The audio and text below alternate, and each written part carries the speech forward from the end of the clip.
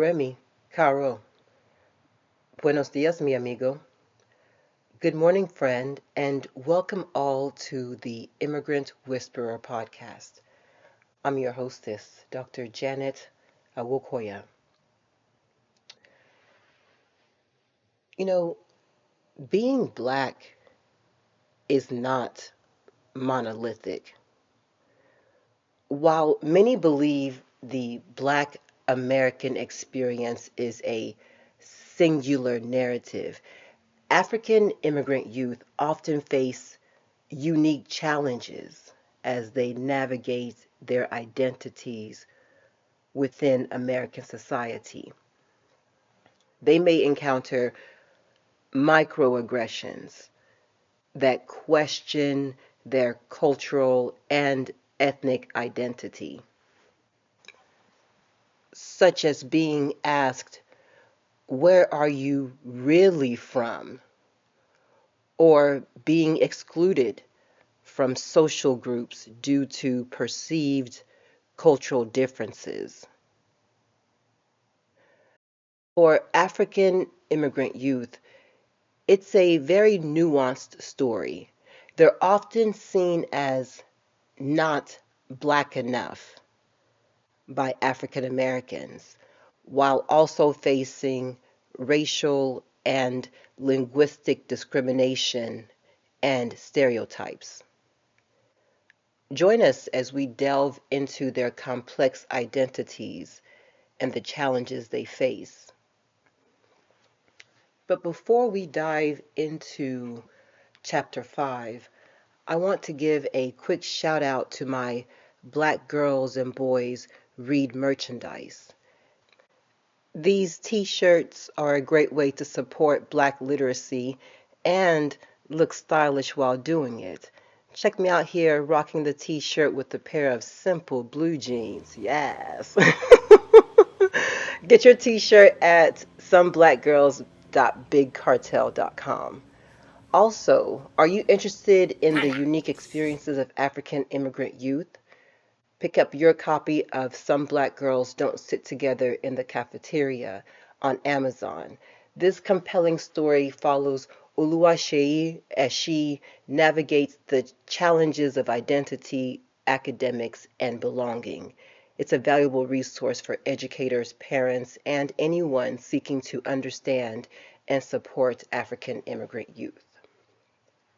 Again, find it on Amazon. Now, on to episode 5, chapter 5, part 1, how African immigrant youth reconcile conflicting constructions of Blackness. The YouTube title, Black but Not Black Enough. Chapter 5, Learning Blackness in a Racializing Society. The previous chapter argued that the combination of three major themes significantly impacted the construction and negotiation of Africanness for the participants in the study. The first theme explored how parents constructed and emphasized traditional norms in constructing their children's Africanness. The second theme contextualized how the one-dimensional portrayals and narratives of Africans and African life that was perpetuated by the Western media impacted the participants' social experiences. The second and third themes explored the interactions and relationships between the African youth and their Black American peers and white counterparts, respectively. The themes examined how both groups often use the media's portrayals of Africans to characterize and treat members of the 1.5 and second generations. In this chapter, I explore the ways in which Blackness as a racial and social category was constructed for the participants in the study. The primary contributors of the participants' construction of Blackness were their African-born parents and their Black American peer groups who gave conflicting and imbalanced messages on the meanings of Blackness. The participants learned viewed of Blackness impacted how they viewed and experienced their racial identities. Next, I discuss participants' description of their parents and peers' discussions on race as a concept that can be learned and understood. The last two sections provide a separate examination of culturally based understandings of race by first American born parents, followed by Black American peers, respectively. While parents vary in their ability to convey the significance of race to their children, Black American peers seemed well equipped to define and police the meanings and expectations of what it means to be Black in the United States. The conflicting constructions of Blackness. As it was indicated in this study, 1.5 and second generation African youth are likely to experience a conflict in their process of constructing Blackness based on the perspectives of their African born parents on one hand and the expectations of their American born Black peers on the other. For African born parents who are the racial majority in their home countries, Blackness as a physical trait is often a non issue, a non racialized characteristic that has no or limited negative connotations. Bryce Laporte, 1972, Rogers, 2006.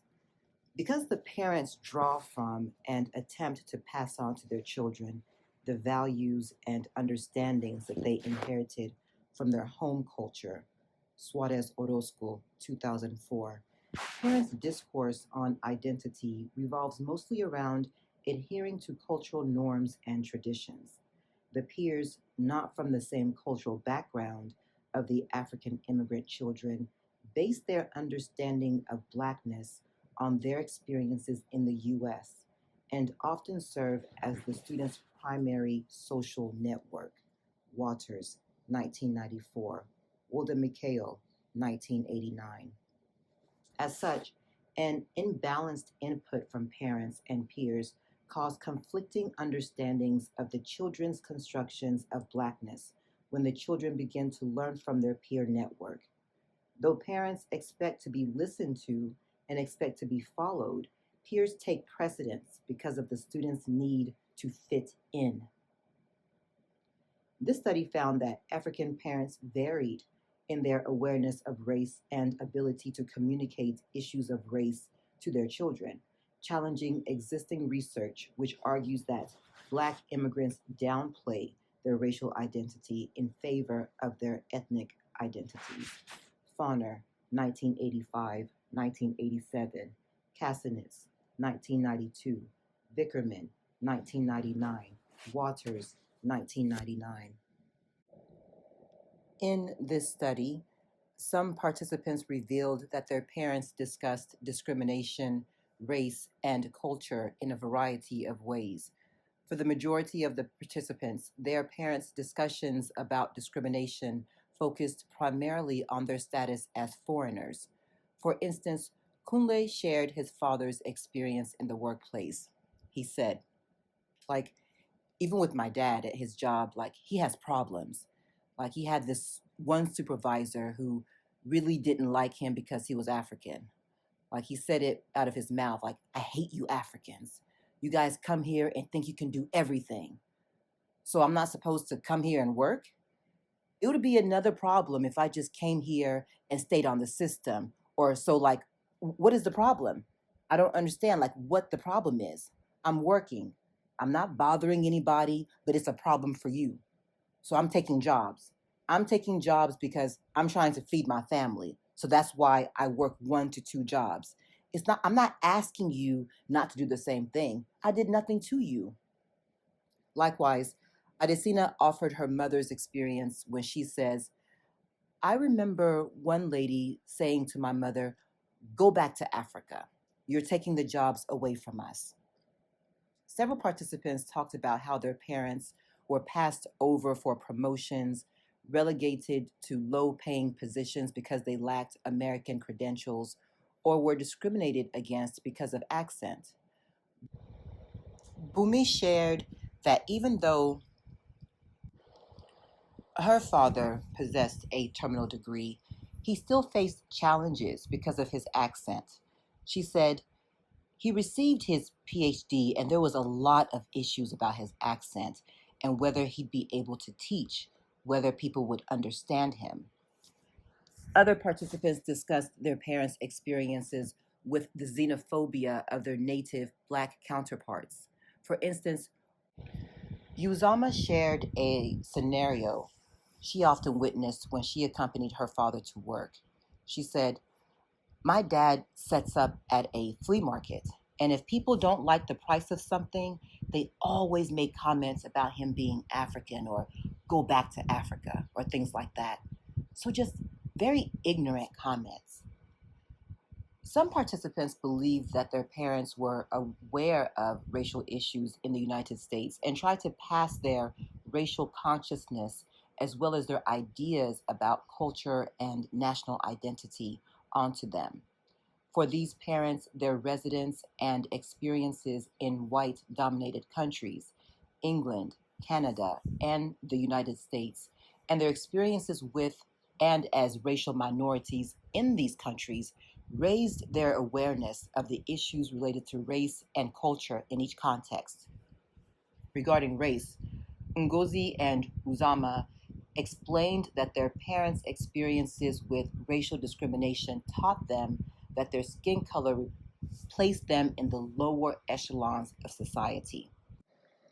Uzama illustrated this, reflecting that her mother let her know that the US was a racist society and that whites have always thought that they were superior here. Furthermore, participants learned from their parents that dark skin color could limit them in ways that they had not imagined. As Ngozi explained about her mother, she went to school in London. She went to nursing school where they were very openly racist to her, which was what she never expected. According to Ngozi, her mother's experiences with overt racism left her with blatant mistrust of and ambivalence towards whites, which she often communicated to her children. Ngozi summarized her mother's attitude and response to her and her sisters when they complained about white racism. My mother, she was very clear about how she felt about white people, which was, you will deal with them in the world. Do not trust them. They don't like you. You don't have to like them, but like them enough to work with them. Basically, don't expect good things from them, but expect to work with them in this world. My mother's position was never let white people upset you for doing what they do, which is be white. The way she talks about them is like God made them white so you could see the dirt on their face. These types of statements served as a warning to Ngozi about her interactions with whites. She should be cautious of whites' actions and expectant of their wrongdoings. In addition to learning about race and racial discrimination, all of the participants were also taught about cultural difference and the role it played in social interactions. Several of the participants' parents shared with them that their cultural distinctiveness often impacted their interactions with others, specifically referencing the self segregating patterns of Blacks and white favoritism that they experienced in the workplace. Most of the participants explained that their parents were often excluded by Black Americans who viewed them as stuck up, different, proud, and argumentative. They also discussed how their parents would refer to Black Americans as akata, a derogatory word used to describe Black Americans, suggesting that they are loud, disruptive, and lazy. Ngozi described her mother's feelings by explaining she, her mother, would comment on how they separate themselves. She would comment about their behavior, about how they don't know how to conduct themselves at work. She would comment on the comments that they would make towards her. She had a coworker once that would leave anything negative about Africa in the news. They would leave a clipping of it on her desk and do things like that to her. A lot of them said she was stuck up or, things like that. A particular coworker made a comment to her, go back to Africa or, something like that. The mutual distancing that often occurred between Blacks and the African parents in the workplace generally resulted in Africans having more positive and favorable interactions with whites. Ngozi reflected on her mother's experiences at work by reflecting, I think at work too, a lot of her white coworkers or supervisors favored her at times because she didn't do that loud, lazy, and self-segregating. And so it was almost like a pat on the back. Like, you're Black, but you haven't been Americanized to, you're not like them. So basically, it was, I think, affirmed and reaffirmed. The favoritism that immigrant scholar Mary Waters, 1999, acknowledged is bestowed by whites on Black immigrants contributed to many of the African parents seeing themselves as different from, and in some cases, culturally superior to their Black American counterparts in the workplace.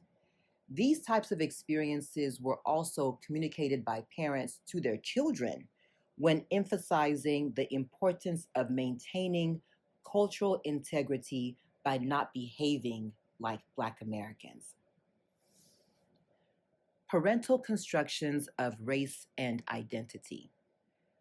Data from this study suggests that participants perceived their parents' teachings on Blackness as nuanced and multi layered. Participants identified two major narratives that they often heard from their parents concerning their Africanness and their Blackness. In the first narrative, parents identified and emphasized cultural differences between African immigrant youth and their Black American peers. Participants shared that their parents would make comments like, "You're not one of them. You are not like them. Don't be like those African American children. They don't have culture. And you're not like those Black kids."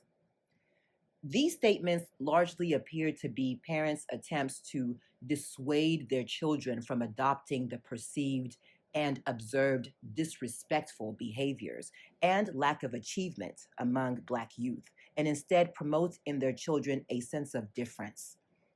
The second narrative, which is intimately connected to cultural differences, reflects parents' understanding of racial barriers in the US and how these barriers impact their Black children. Some participants shared that their parents would share that as a Black person, one has to work twice as hard to achieve. Ngozi reflected on how she was raised to view her Blackness in relation to whites, saying, "We were raised to know that we're Black, and white people might think that you're inferior, and you have to be the one to, prove that to them." As reflected by Ngozi's statement, several parents appeared to understand and express to their children that in the US, Blacks are stereotyped as lazy, and thus they instilled in their children the need to work harder than their Black and white peers. Several participants also mentioned that their parents often warned them against behaving in particular ways and associating with Black peers they considered undesirable. Ngozi put it this way: "Not so much that they were gonna try to bring me down, but you'll become lazy by association," was the idea. Not necessarily that they're gonna want to pull you down, but if you choose to let that lifestyle or that cultural type affect you, then it will happen. However, a common theme was participants' perception that their parents were unable to teach them about how to simultaneously negotiate and reconcile their racial identity and ethnic identity. This was true even of participants whose parents did address issues of racial discrimination in the US. While the participants experienced identity issues related to race and ethnicity simultaneously, guidance from parents dealt with race and ethnicity as if they were mutually exclusive. For example, lamenting on her conflicting experiences, Emeka said, "One of the things that I think would have helped maybe growing up, I just never really remember having conversations with my parents about how to reconcile the two things.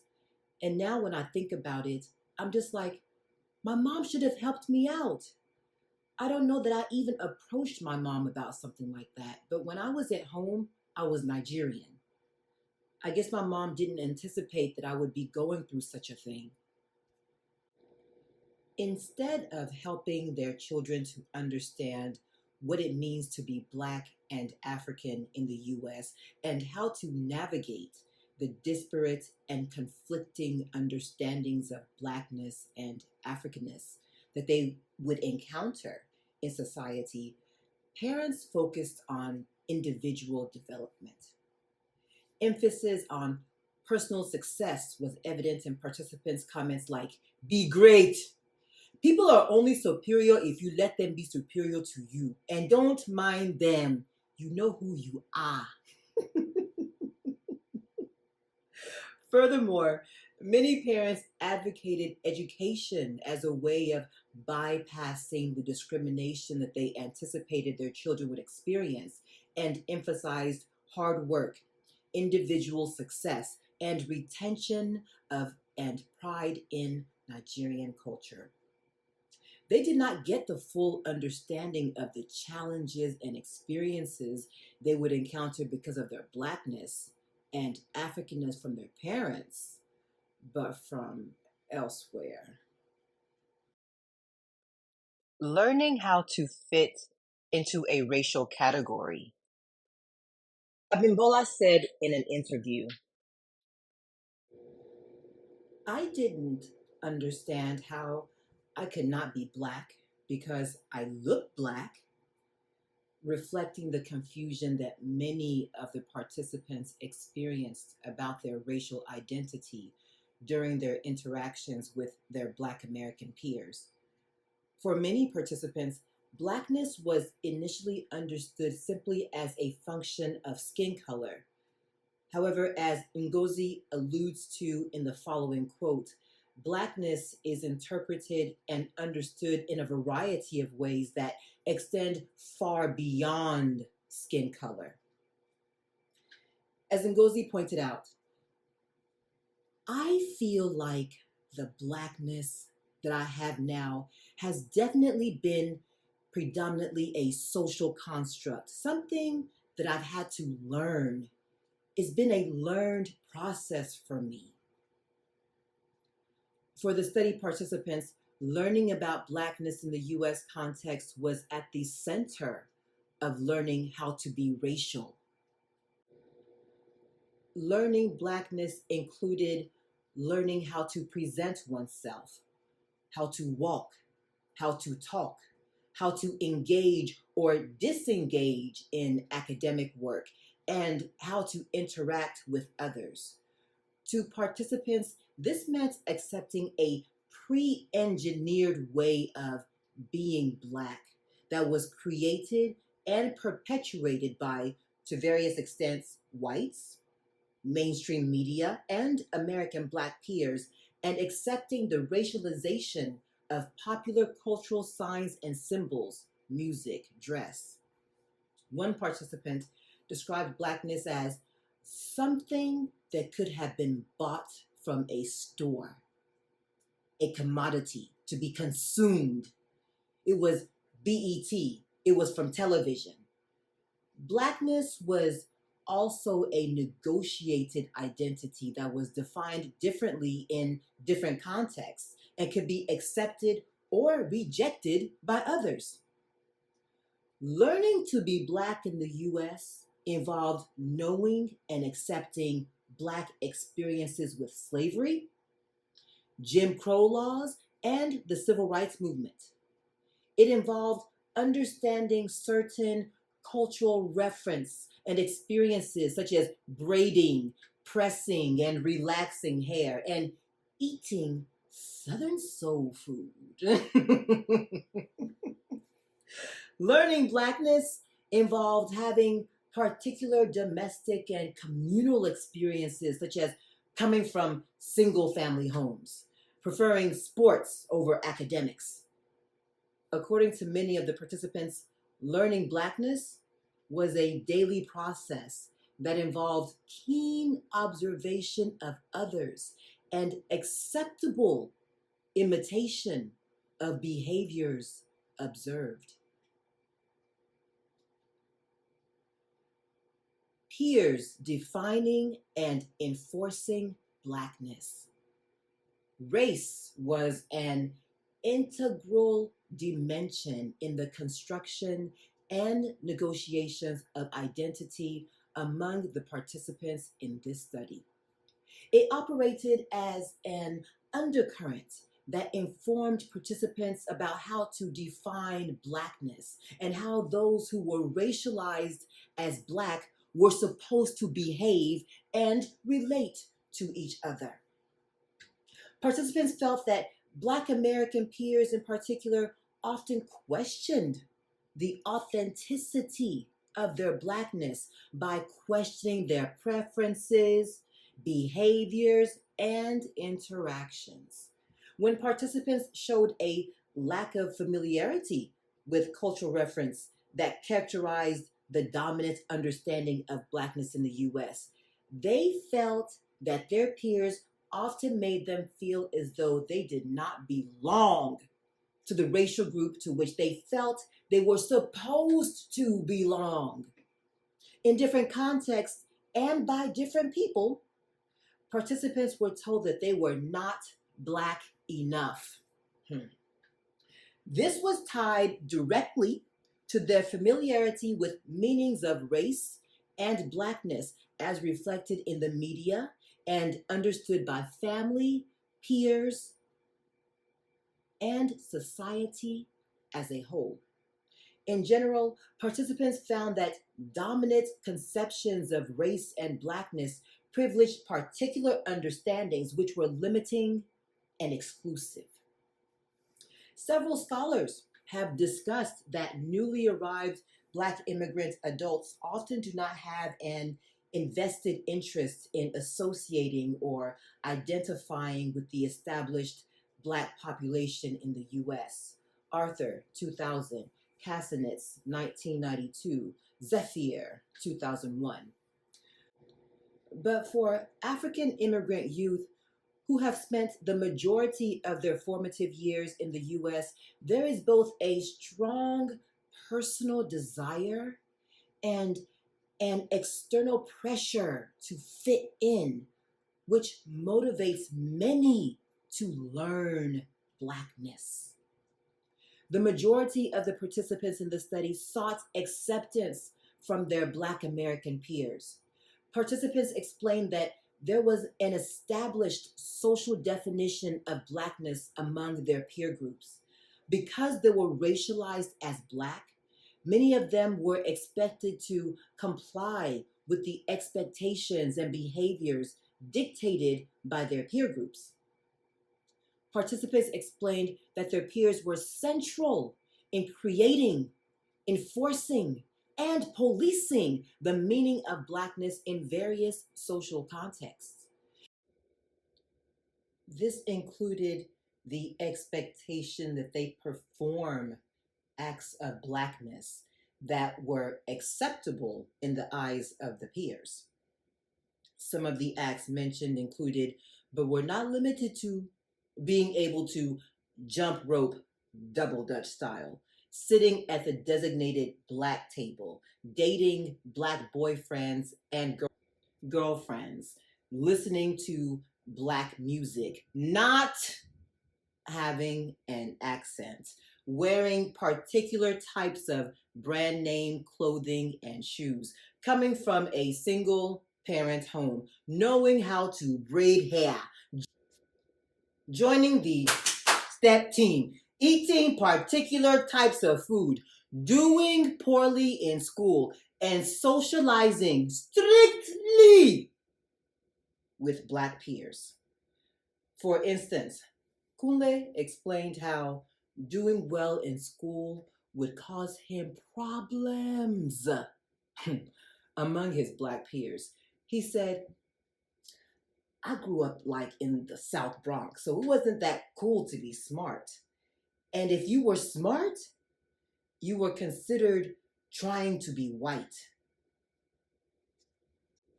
Similarly, Emeka explained how her getting math tutoring assistance from a white classmate caused her problems with her Black peer group.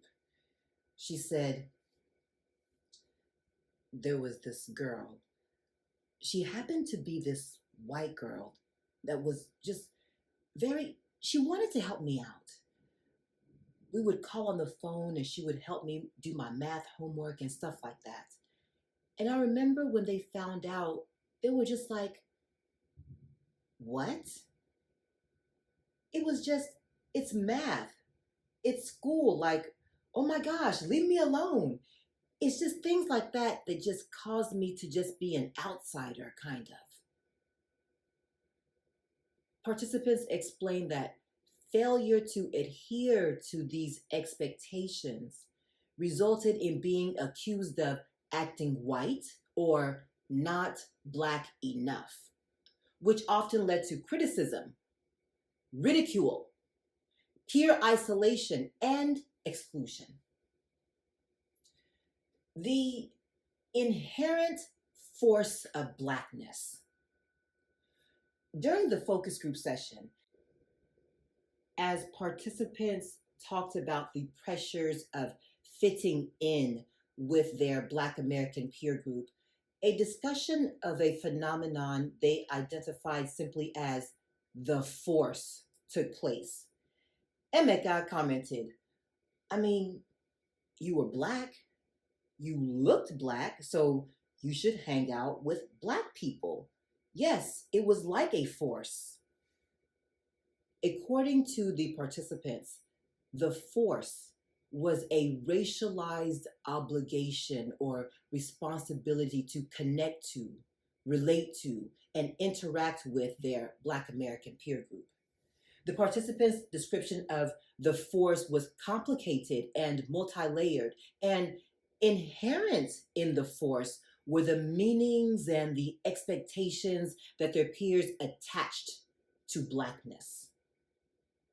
Research that focuses on relationships among adolescents of color argues that they socially create a list of racialized markers to control, exclude, and maintain racial solidarity within their peer groups. Carter, 2005, Neil Barnett, 2001, and Perry, 2002. Participants highlighted several racialized expectations, but the most common was captured by Emeka when she stated, it was like, in order for you to prove your Blackness, in order for you to stay in tune with the Black community, you have to hang out with them, Black American peers. In this quote, Emeka captures and addresses two major criteria that several participants also mentioned the force required in order to be accepted by Black American peers. The first criteria dealt with the impact that racialization has on those who are phenotypically Black. Because of their Blackness, Emeka and Other participants felt they were required to socialize with others who were Black. Emeka elaborated further on this point when she said, if your skin color was a certain way, you had to hang out with a certain group of people. Black people hung out with Black people. Latin people hung out with Latin people. White people hung out with white people.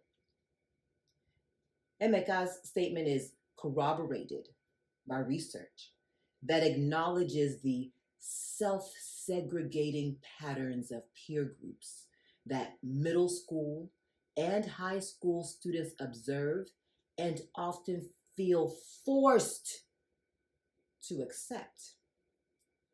Tatum, 1997. The second criteria that participants agreed upon and actively discussed pertained to the need to prove their Blackness to their peers.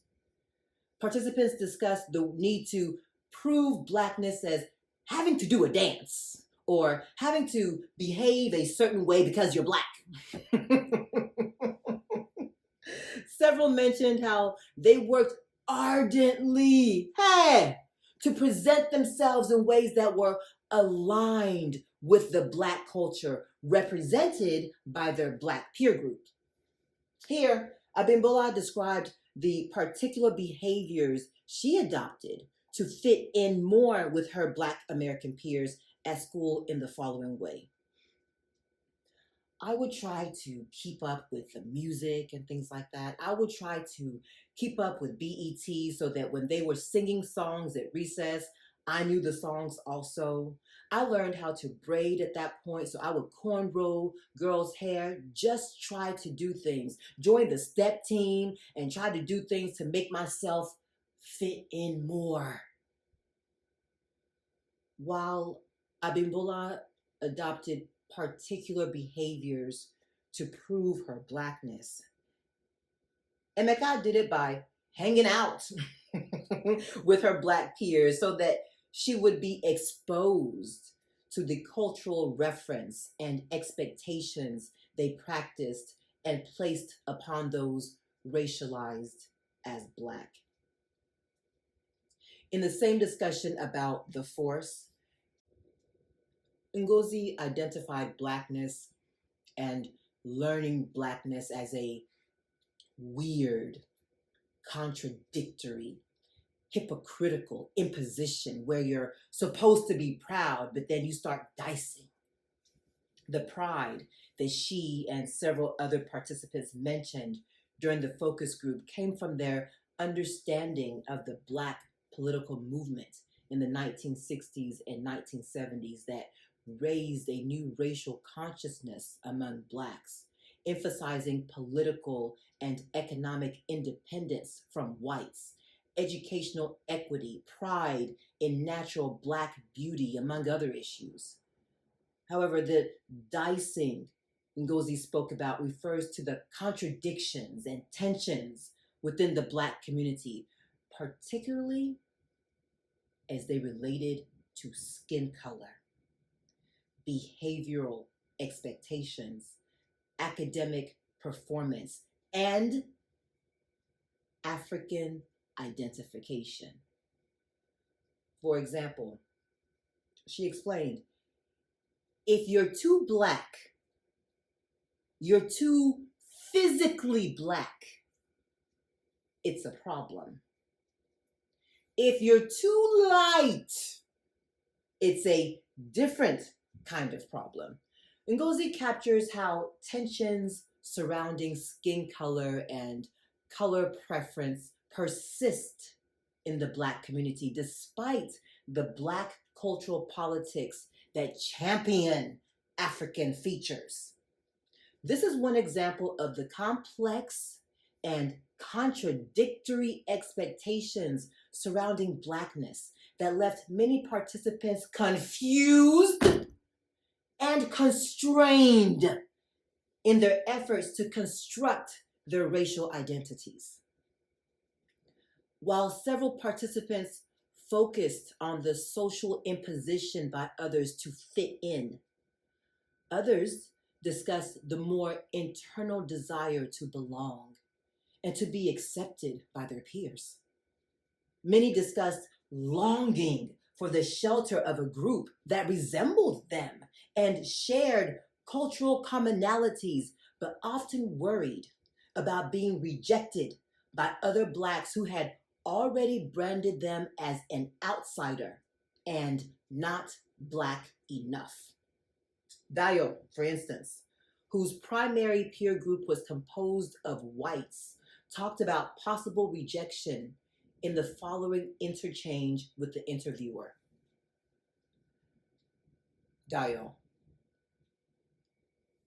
I knew that I wasn't one of the Black Americans, but then it was like I wasn't exactly happy with the white people I was around because I didn't quite feel accepted, and I didn't quite feel accepted with the Black Americans either. I just didn't feel like I belonged anywhere. So I saw the Black Americans and I just didn't quite feel like I belonged with them. That's it. I wanted to. Interviewer, why did you want to?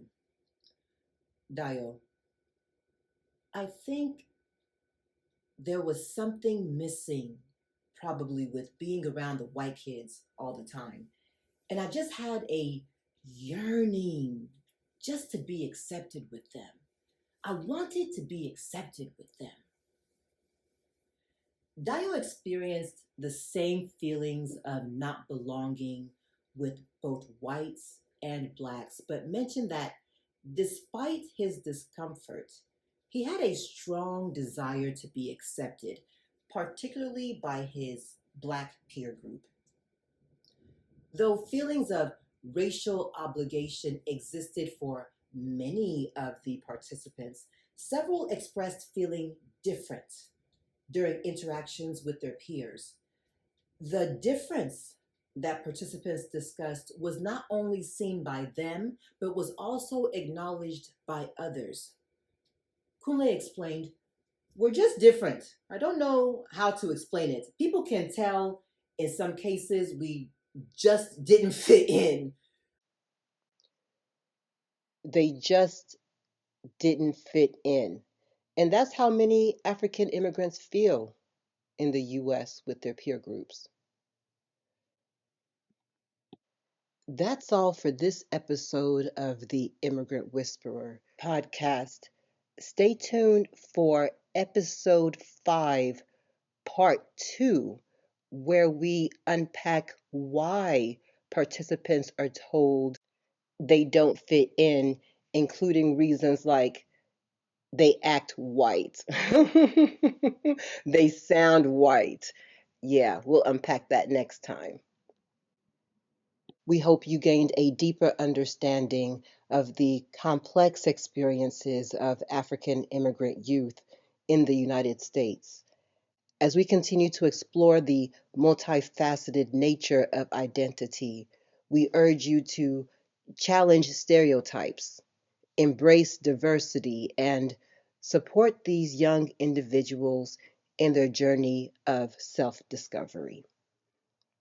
Now, I have to get up and dance to shake off the negativity and triggering that I experienced while reading this research. In fact, I remember when I was collecting the data, how often I would feel triggered by the information that the participants shared with me. Walking, dancing, or any kind of physical activity was a great way to combat those tensions. So remember to get up and move. Visit our sister channel, Zakosa Fitness, for more exercise routines, and please stay active. If you like this episode, please hit that like button, share it with a friend, and subscribe to stay tuned for more. And remember, taking care of your mental and physical health is key. Until next time, peace.